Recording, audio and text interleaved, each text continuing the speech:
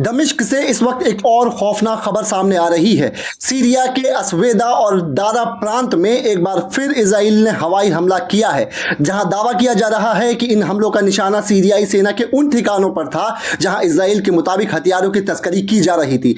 लेकिन जमीनी हकीकत इससे कहीं ज्यादा पेचीदा और खतरनाक है।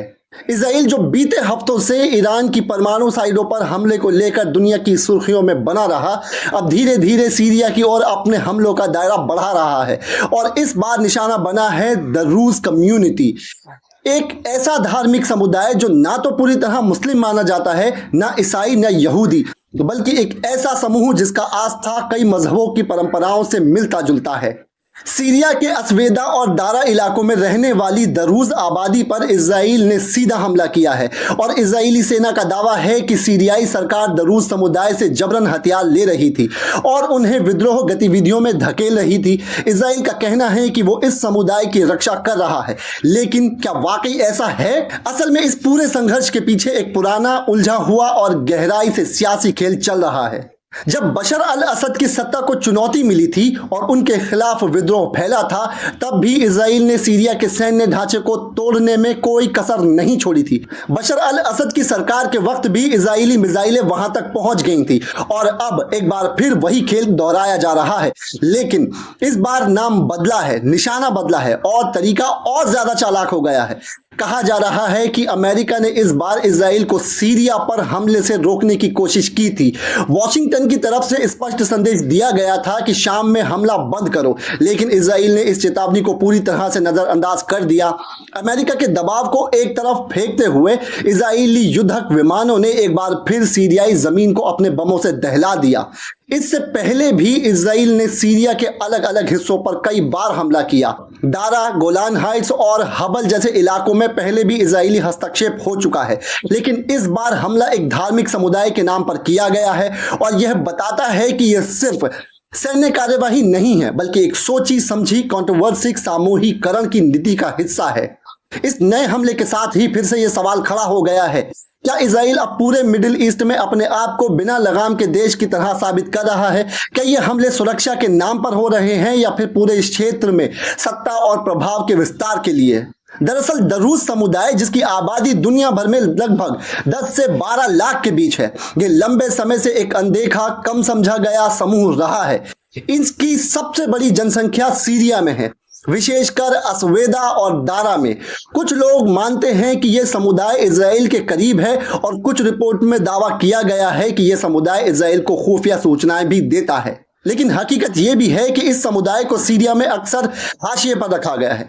बशर अल असद की सरकार में भी इनके रिश्ते काफी सहज रहे और अब इजराइल की यह कार्यवाही दरअसल सामाजिक और राजनीतिक खाई को और चौड़ा कर रही है। इजराइल के रक्षा मंत्री ने इस हमले के बाद बयान दिया है कि हमने सीरिया को एक साफ संदेश दिया है, अगर दरूज समुदाय के खिलाफ कार्रवाई हुई तो हम चुप नहीं बैठेंगे।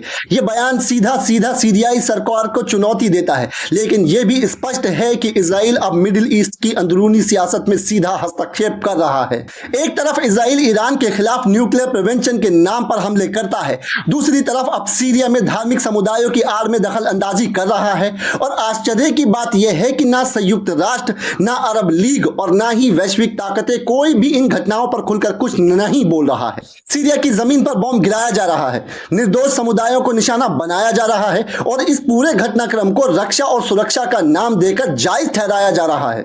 और इस चुप्पी के बीच मिडिल ईस्ट में एक नया भूचाल आकार ले रहा है, एक ऐसा भूचाल जो सिर्फ सीमाओं तक सीमित नहीं रहेगा, बल्कि आस्था, पहचान और अस्तित्व को भी झंझोड़ कर रख देगा।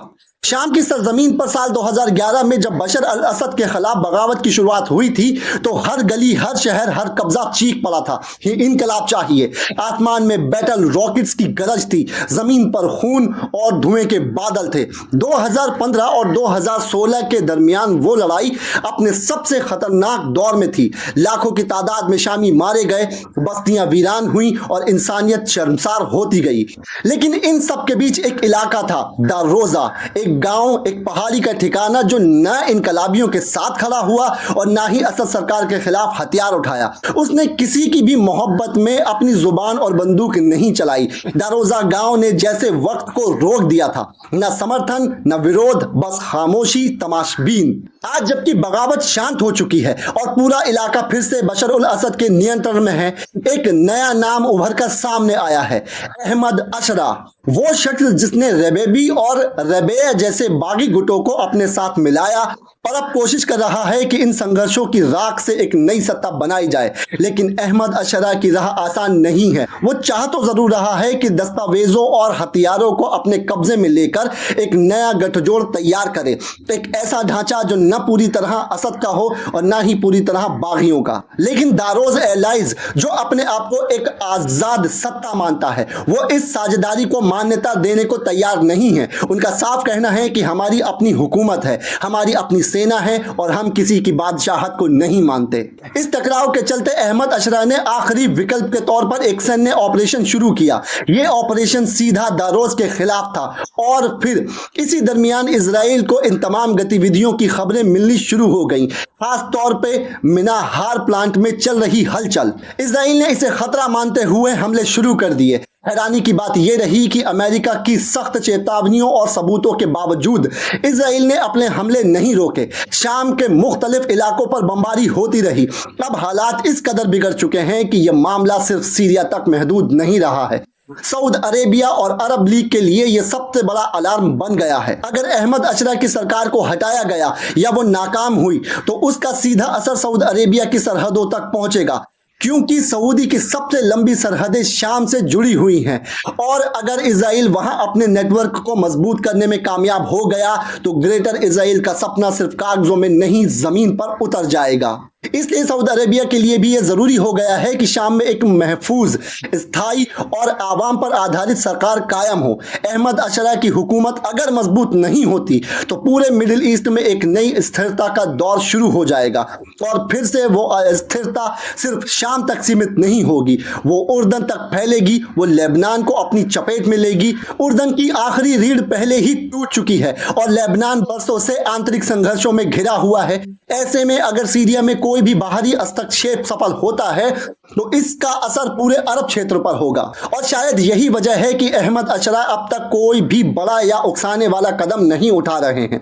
वो इंतजार कर रहे हैं वक्त का, समर्थन का या शायद एक ऐसे मोड़ का जहां से माजी की गलतियां ना दोहराई जाएं। फिलहाल मिस्र की सेना और बाकी अरब मुल्क इस पूरे हालात को देख रहे हैं, कुछ खामोशी से, कुछ बेचैनी से। लेकिन अगर ये सब यूं ही चलता रहा तो आने वाला कल इस पूरे क्षेत्र को फिर से आग में झोंक देगा।